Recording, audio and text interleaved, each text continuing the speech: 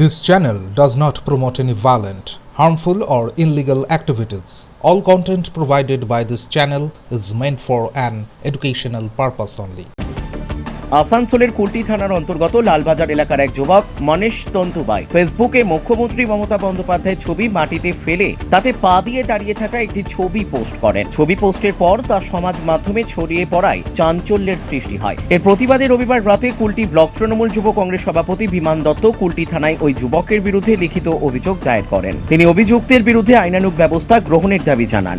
আমরা আজকে সন্ধ্যা 7টা নাগাদ হঠাৎ ফেসবুকের একটা স্টোরিতে দেখি মনীষ তন্তুবাই বলে একটা ছেলে দিদির ছবির উপর পাওয়া দেওয়া ফটো শেয়ার করে। সেটাতে আমরা পুরো তৃণমূল কংগ্রেস এবং সারা পশ্চিমবাংলাবাসী, যেহেতু আমাদের রাজ্যের মুখ্যমন্ত্রী তার ছবির উপর পা দিয়েছে, আমরা এটাকে খুব ধিক্কার জানাই।